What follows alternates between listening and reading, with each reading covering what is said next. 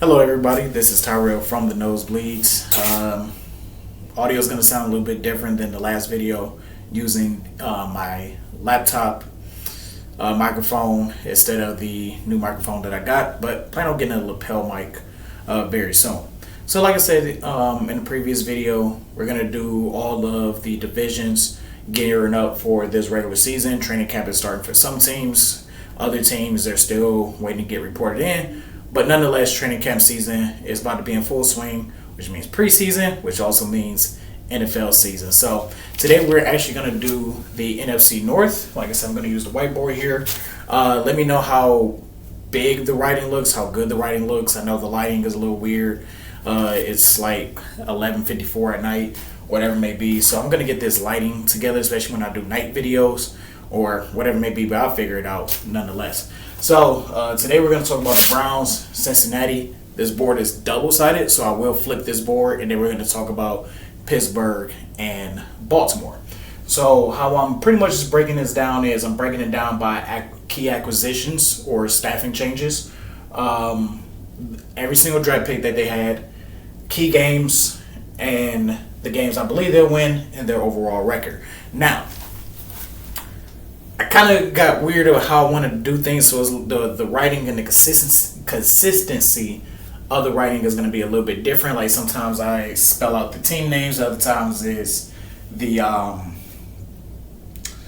abbreviation of the city. But then I realized, and you'll see with Baltimore and Pittsburgh, it's more of the abbreviations, and I think I'm going to stick with the abbreviations with that.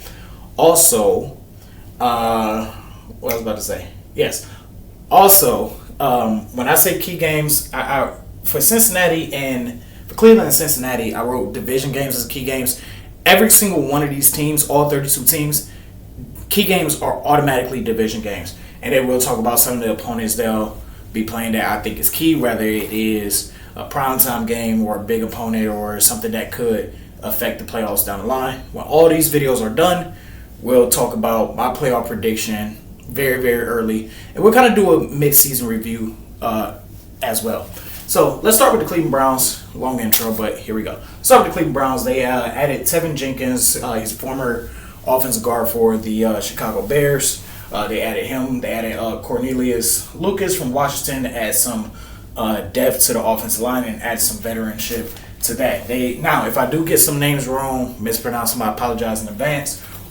Joe Tryon, don't even know how to pronounce that, not even going to try, linebacker from Tampa. The issue with him is that he's never had a season with 5 sacks or more, so I wouldn't imagine they bringing him in to be a pass rusher. They shouldn't expect him to be a pass rusher. He's more what I would see essentially like he's there to cover for JOK. For Owusu Koromoro. He's basically there to just be that. They re-signed Devin Bush to a 1-year deal. Now, the reports of Devin Bush just came out, I think this week, about his domestic issues that is going on. So we're going to see how that's going to play going into training camp and everything like that. But it's not looking good in that sense, so who knows if the Browns might end up releasing him.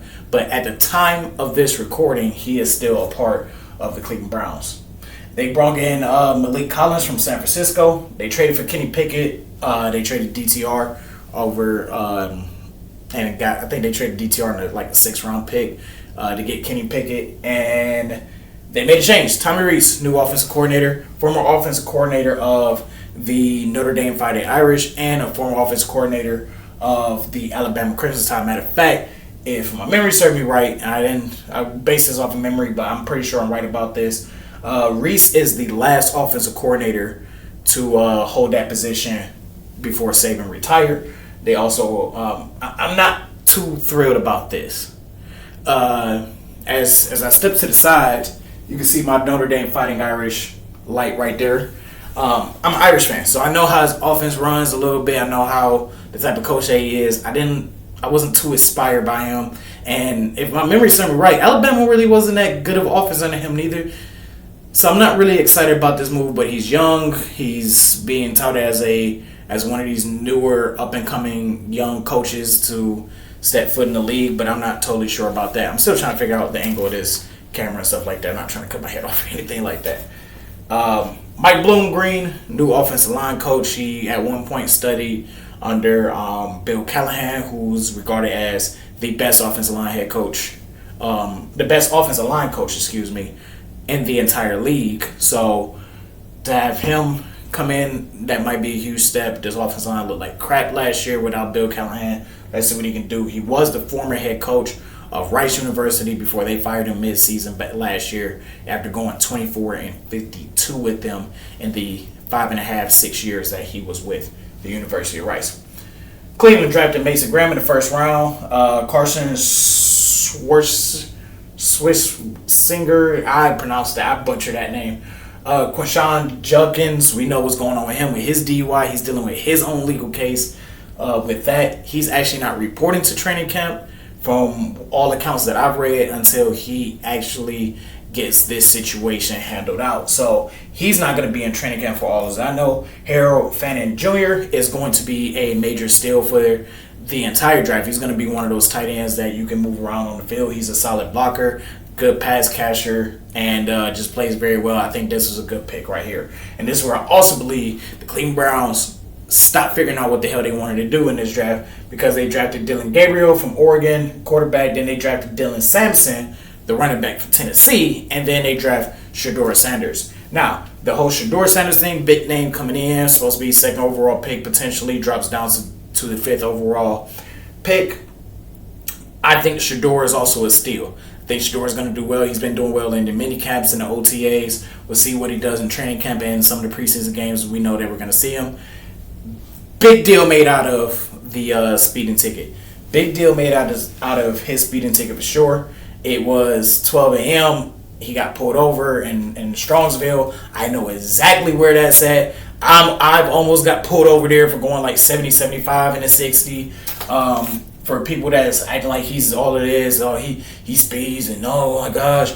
Yes, 100 miles is crazy. But I got it saying, if you are driving on the freeway, there's always someone that is going to be faster than you. You could do 80 in the freeway, you could do 60, you could do the speed limit, you could go over. There's always somebody to go faster than you. I tested this one time. I went 85, 90 just to test this out, and somebody drove right past me doing 100. So I don't want to hear people sitting on their high horses like they don't speed. Most people speed. They made a big deal out of the Shedeur Sanders speeding ticket for no reason. I think he's going to be an absolute steal. I think he has the biggest upside out of this entire draft for the Cleveland Browns. And maybe because he plays quarterback, maybe because of who his father is, but he's shown that he's been a part of this community. He's shown that he's embracing the city of Cleveland. He's been playing well in OTAs and mini camps. I can't wait to see what Shedeur Sanders is going to do with that. Key games, obviously, like I said, division games are always key for all 32 teams. I also put the Lions, Raiders, Bills, and Vikings on there as well as key games. I put the Lions and Bills on there just because it's that Lake Erie brothership that all three of us have. So those are going to be exciting. There's no ill will usually, and it's just like, okay, this is close vicinity. Let's see what goes on with that. The Raiders, let's see what happens. Let's see what type of deal they're on with that. They came very close to beating the Raiders last year. Calls didn't go their way. Certain things didn't go their way. They're going back to that building. So that's a key game. And I think this Viking game is very key for them because I think this is a testament of how good this team could potentially be, especially with, if I'm not mistaken, my memory serves me right, this Vikings game is relatively early on in the season. The key wins I believe that the Browns are going to have, I think they're going to split with Cincinnati and Pittsburgh. They're going to beat the Dolphins, the Vikings, the Dolphins, Jets, and the Bears. They always play well against the Bears these last few years. They could possibly lose this game. This Bears game, they could possibly lose. We'll see. But overall, I'm not very high on the Cleveland Browns. I'm never high on the Cleveland Browns, even though I got my Garrett shirt on. I didn't see a lot of key losses, but I didn't see a lot of key wins in this pickup too. I love Mason Graham, don't get me wrong. I think Harold Fannin, if they can figure out how to fit him into the offense, I think he's going to do well. Shedeur, we'll see if he's going to play at all. I think he will play at some point in the regular season. But there's nothing that doesn't wow me about the Cleveland Browns offseason at the end of the day. And with that, it set it in winning, 3-4 games last year? 6 games. They're double their win total. Congratulations with that. Stefanski probably gets fired either in the middle of the season or at the end of the season, especially if they go 6-11 or have a horrible start to the season. So now that we got the Cleveland Browns out the way, let's move on to the Cincinnati Bengals. They didn't make a lot of moves neither. They just didn't. They've been dealing more with, especially with Cincinnati, looking at what's going on with Cleveland, because Cleveland Browns off season has mainly been Judkins getting in trouble, Bush getting in trouble, Shador speeding, and the Browns trying to get their new stadium. That's essentially what it's been about. And Cincinnati is looking at the Browns situation, their stadium situation, and they're like, hey, what's going on with us now? So that's kind of been that. They just signed a new lease with that, but they don't be surprised next 5 years or so we're going to start hearing about Cincinnati ready to build a new stadium. So they've kind of been paying attention to them, and they really didn't make a lot of moves. They made some big moves, re-signing Jamar Chase and T. Higgins to both 4-year contract extensions. They bring back Samaji. They bring him back. He played in Kansas City last year, didn't get a lot of touches. He did pretty well in their Super Bowl run as a backup running back. But they lost Sam Hubbard. They lost Trent Brown. They lost Alex Kappa, which Trent Brown and Alex Kappa, especially when you have problems on your offense line as is and you let those two guys walk in free agency, like, come on. Like, seriously, here. They've had, so in their draft, they drafted Shamar Stewart in the first round, a very good defensive edge rusher coming out of Texas A&M. I saw him a few times, especially playing against Notre Dame. He played, from what I saw, he played pretty good. Demetrius Knight Jr., a linebacker. They drafted Dylan Fairchild, who was an offensive guard, Barrett Carter, who's a linebacker, Jalen Rivers, offensive tackle, and Taj Brooks is the running back. Now, they've had their contract disputes. Shamar has not, at the time of this recording, he has not signed his rookie deal, and there's actually rumors going around stating that he's actually been down in Texas A&M, even though Texas A&M head coach has vehemently denied that he's going to be coming back to Texas A&M, and he hasn't been there. But there's also just been these reports that he's been down there practicing in College Station. And there is the rumor that he might not even sign his rookie deal, back out, and re-enter in the 2026 draft. The only other time I can remember seeing that happening was when Bo Jackson got drafted by Tampa. He didn't want to go to Tampa because they messed up something like with his baseball or something like that made his entire team ineligible because how hard Tampa was recruiting him to come and scouting him all. It was just a big mess up that Tampa did that screwed Bo Jackson and his teammates over. He didn't want to go to Tampa. Tampa drafted him anyway. He said, F you, I'm going back to college, and then re-entered in the following year and got drafted by the Oakland Raiders, or the Los Angeles Raiders at the time. Like I said, division games. Again, Cincinnati, where their team is built, really the AFC North is playing the NFC North and the AFC East. So you're going to hear me say Bills. You're going to hear me say the Bills or the Lions a lot. I think the Lions is a key game for every single team in this division. But key games: Vikings, Lions, Bills, Broncos, and Packers. Especially that Broncos game. I think the way the Bengals all season is, and I really didn't do a lot into the Broncos research yet. I will be getting to them, but from all accounts, they look very similar to me. Obviously, the Bengals have a better quarterback, but it's not saying much because the offensive line of Cincinnati sucks. But the Broncos got a better offensive line, and it's something about Bo Nix. Something about him that I'm like, he is just going to be a stud in this league. I don't know if he's going to be a superstar. I don't know if he's going to be one of those guys that's like, he's middle of the pack. Maybe he'll creep up in the top 10 for a year, and everybody just loves him. But there's something about Bo Nix. So I think the Broncos game is very key for them, and that could end up being a game that later down the line could be for a playoff position.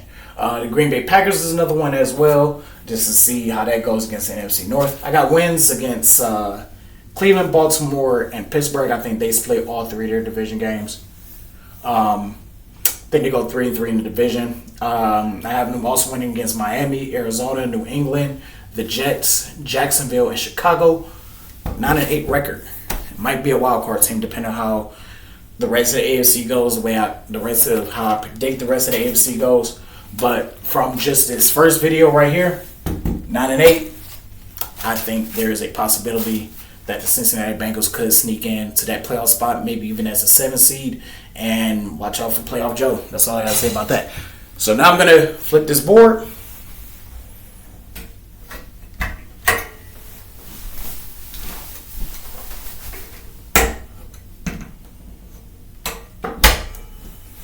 Alright, easy peasy, lemon squeezy. Alright, so now we got the Baltimore Ravens here.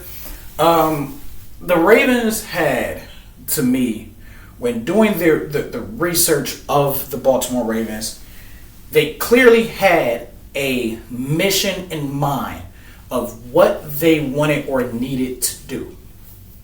They focus on getting a weapon, a potential weapon, and DeAndre Hopkins, and free agency, and in the draft, they focus on defense.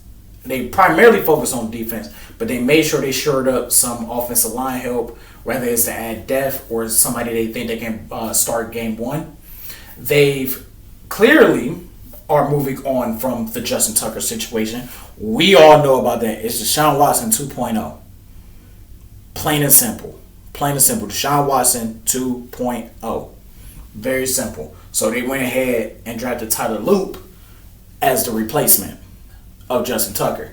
He's done. I don't think he comes back to any team. And as far as a kicker that I was personally referring to as a Hall of Fame kicker, that's up in the air now with what his own Deshaun Watson impersonation as well. Like I said, I'm going to mispronounce names. I'm not even going to pronounce that first name. Chidobe. I don't know how to pronounce that name. Defensive back, they signed him. They signed DeAndre Hopkins. Now, the thing about the Ravens they've been doing the last few years is they've been getting these veteran wide receivers, or like these these older wide receivers or veteran wide receivers like DeAndre Hopkins that they just signed this year to a 1-year deal. Odell a couple of years ago, Deontay Johnson, and they just get these guys as as a second, possibly third option for Lamar Jackson, and they're just hoping that it just sticks and it works. And the problem is that they're starting to throw too much shit on the damn wall. Let's just call it what it is. They're throwing Odell, Deontay. It didn't work out. It didn't work out. Plain and simple. I think Odell probably didn't work out because of the injuries. Deontay, he was just lazy as fuck. He sat his ass. He set himself out of the fucking game. And now he's going to. I didn't cover that, but he's coming to us. I didn't cover that because I don't give a fuck about Deontay Johnson. I don't care. You're gonna be. Oh, I didn't want to play because it's cold, and you come and then you sign to Cleveland. Make that make sense. That's fucking stupid. But anyway, they got that. They signed Jake Hamill. He's a linebacker. They re-signed Patrick Ricard, which outside of Ronnie Staley, I think is their best re-sign of this entire free agency or this entire offseason, because Ricard opened up a lot of running lanes for Derrick Henry, and he was like an extra lineman out there. He was essentially an extra lineman, an extra blocking tight end, even though he played primarily in the fullback position. And he made their running game so much better because he picked up good lead blocks that led to a lot of good running football for the Baltimore Ravens. On top of adding Ronnie Staley, who's a good pass blocker and is a underrated run blocker as well. Getting Ben Cleveland here, who adds a little bit of versatile. Cooper Rush, who's a solid backup quarterback. If, let's say, God forbid, Lamar Jackson gets hurt. On top of and getting Cooper Rush, solid backup. You know he's not going to win you a lot of games. He's not going to be that guy that's going to be the game changer to win you games, but he's also not going to lose you a lot of games neither. That's a good, solid pickup for the Baltimore Ravens. I wonder how they're going to play their offense if he was coming into a important game, how much their offense would change, because he's not that obviously he's not that dynamic player like Lamar Jackson, but Cooper Rush is a valuable, serviceable backup quarterback, and there's nothing wrong with that at all. And then obviously getting, to me, the best cornerback in the league, Jair Alexander. They was able to get him in free agency as well. I think that is an excellent pickup. What a way to add to their defense. They had a plan to build their offensive line, even when they lost Patrick McCarr, even when they lost Josh Jones to Jacksonville and Seattle respectively. They found ways. To continuously build their offensive line.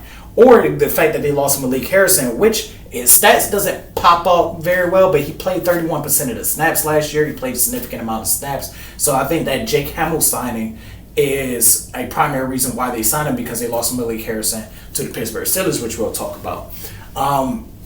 The Ravens also had 11 draft picks. Now, this took me a while to write this out.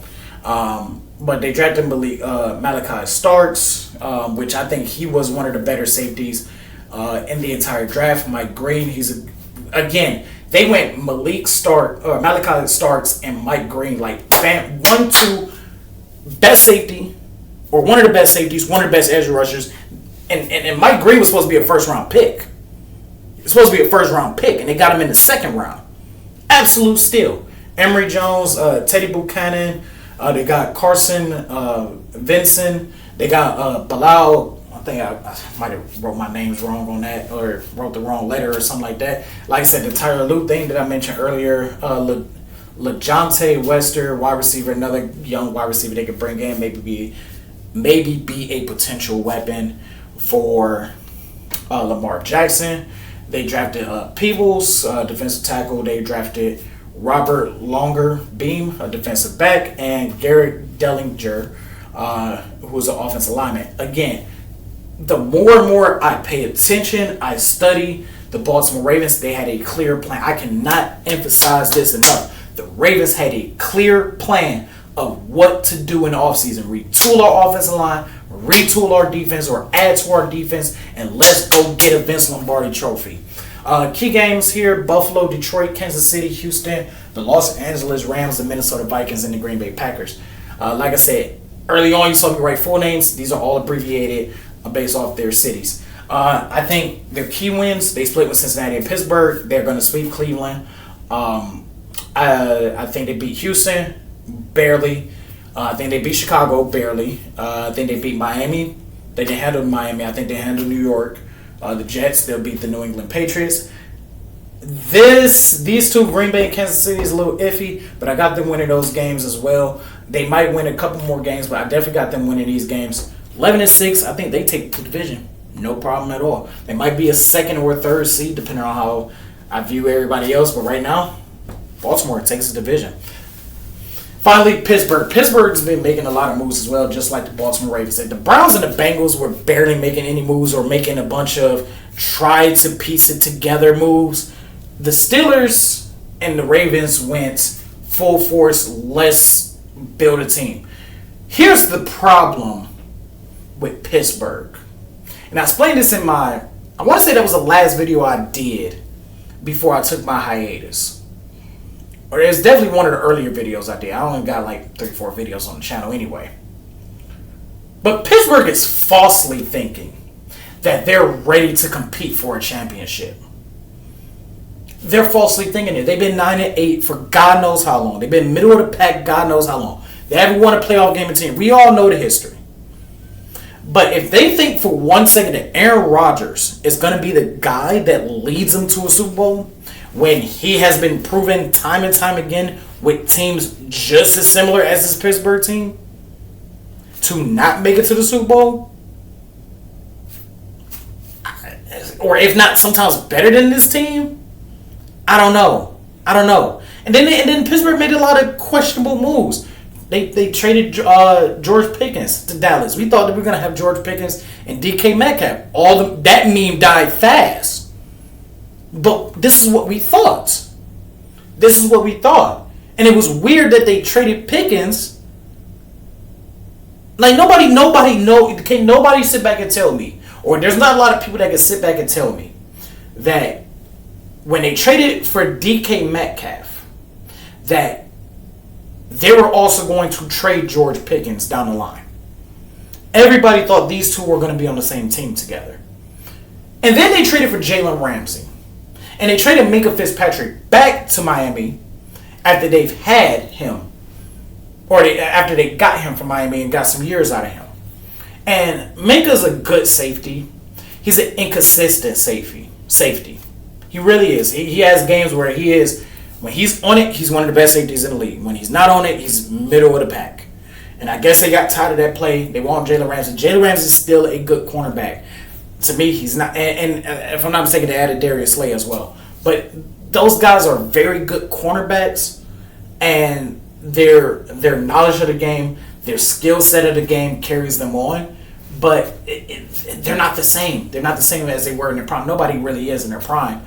But with Aaron Rodgers, Jalen Ramsey, Aaron Rodgers didn't do anything with the Jets. They didn't do anything with the Jets. Zach Wilson won more games with the Jets than Aaron Rodgers. I don't know what Aaron Rodgers is going to add other than the fact that we don't have to start Mason Rudolph.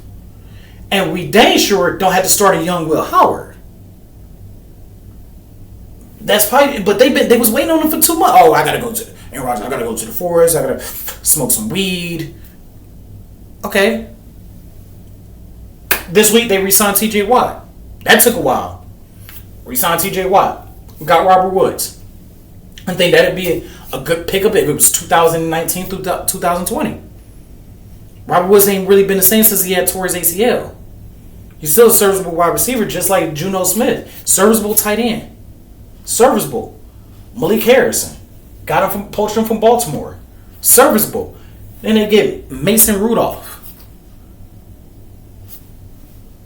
What is Pittsburgh's fascination with Mason Rudolph?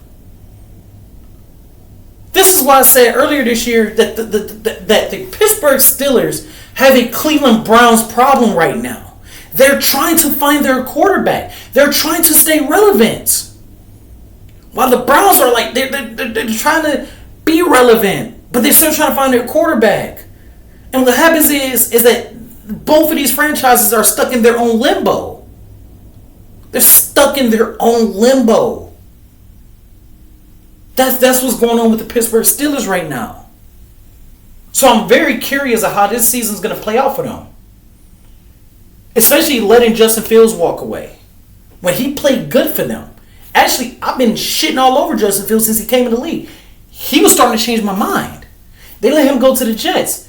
They let Russell Wilson go. I can't knock him on that, but if I had to choose right now between Russ and Aaron Rodgers, I'm choosing Russ. Aaron Rodgers is not the same player since Achilles. He's not supposed to be, but he didn't play good at all. He didn't. Like I said, they traded away George Pickens. They traded away Minka Fitzpatrick. And I think what is a big loss for them, he doesn't pop off in the stats. He doesn't pop off on the field. But a very serviceable, very reliable wide receiver in Van Jefferson. They let him walk to Tennessee. Very serviceable.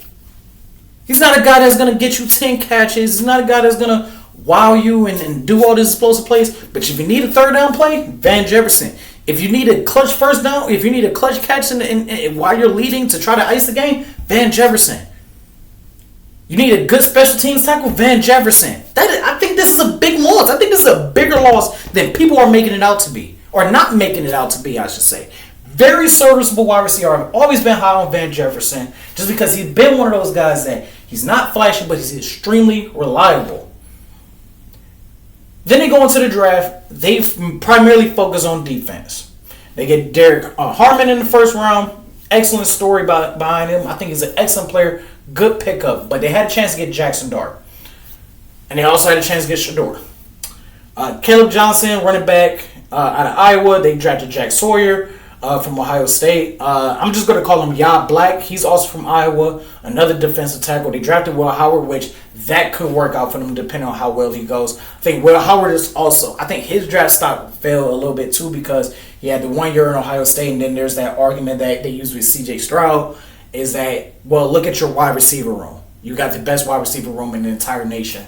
So you might be a victim of that. We'll see how that goes. I think Will Howard does play at some point in the season, and not in no garbage game neither. I think at some point he does play, whether Aaron Rodgers doesn't play good or Aaron Rodgers get hurt, whatever it may be. Pittsburgh is trying to find a quarterback, and just like how Baltimore is trying to find a wide receiver, just like for Lamar Jackson, just like the Bengals are trying to find an offensive line for Joe Burrow, and just like the Browns are still trying to find a quarterback, they're just throwing shit at the wall. Just throwing shit at the wall. This is why, again, I say the Browns and the Pittsburgh Steelers are in similar boats. The scenarios might be different. The paddle might be slightly different, but it's pretty much the same waters. Different boat. That's perfect.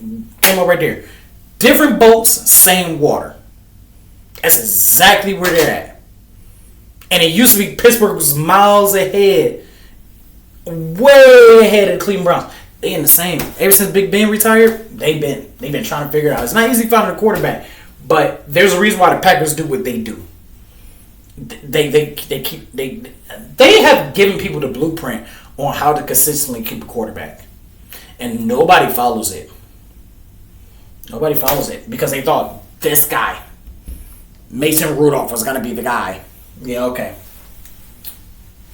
Like I said, they drafted Dante Kent. I think their key games: Seattle, Minnesota, the Chargers, New York Jets, Green Bay Packers, Buffalo Bills, and the Detroit Lions.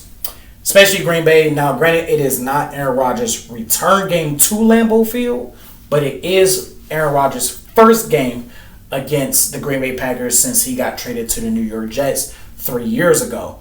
So, or now coming up on 3 years ago now. 3 seasons ago, yeah, 23, 24, yeah. So this is his third season not playing on the New York Jets. Not playing on the Green Bay Packers. So it's going to be interesting. Sunday night game, I believe.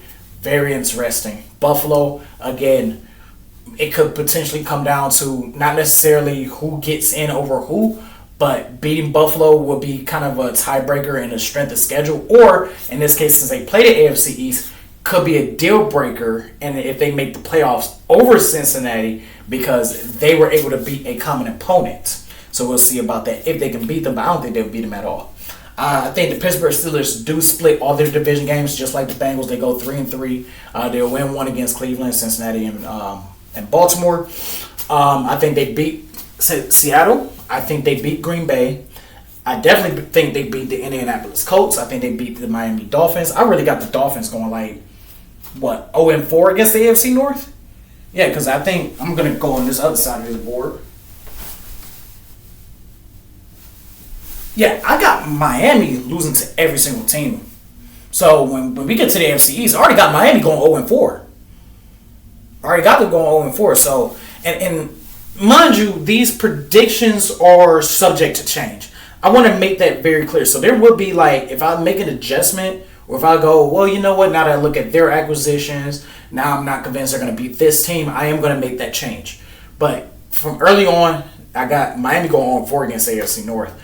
And then I also got the Pittsburgh Steelers possibly beating the Los Angeles Chargers to go 8-9 onto the year, barely missing out. I think they'll suffer their first losing season under Tomlin. If they don't, the only other game I see them winning to go from 8-9 to 9-8 again with them beating the New York Jets.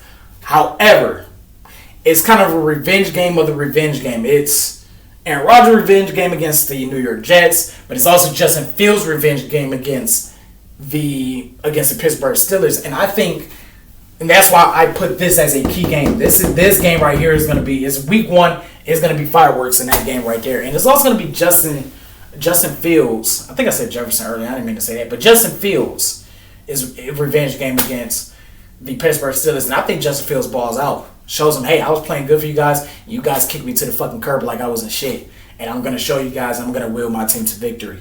So that's why I have them losing against the Jets. But that game is an either-or game.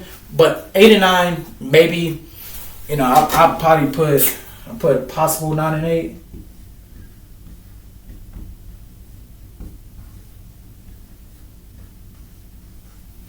There we go. So possible. So 8-9. Lower that down so I can show y'all I wrote that. Possible 9-8 on to the year. That's what I got. Either 8-9 or 9-8. I don't see them winning any more games than that. So that is the AFC North preview. Thank you guys for watching. Thank you guys for paying attention to me talk. Like I said, it's now 12:28 in the morning, but I wanted to get this done. I definitely want to record this video, get this out as fast as possible. How we're going to break this down, we're going to go north, south.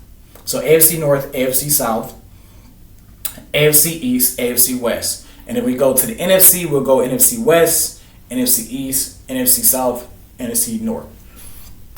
Excuse me. So we'll probably do that in reverse or whatever it may be. But I'm definitely going to do that. So the next video will be the AFC South. We're going to talk about the Colts, Jacksonville Jaguars, the Tennessee Titans, and the Houston Texans. And the next video right there. Again, this has been Tyrell from the Nosebleeds. I'm going to be using this whiteboard more. Definitely going to get this camera angle better. Going to get this lighting better. But thank you all for watching the previous videos. Thank you for the likes. Thank you for the subscribes. Thank you for sharing. Thank you for all the support that you guys done. This is just a passion of mine. I don't care about the viewerships. I think I got like 22 views last time. I just want to put my 2 cents in and talk about things that I love so much. So subscribe to From the Nosebleeds. Also subscribe to our sister channel, which I also run, which is From the Weather System. If you love weather talk, we'll be putting a new video up on that channel too. This has been Tyrell, signing off.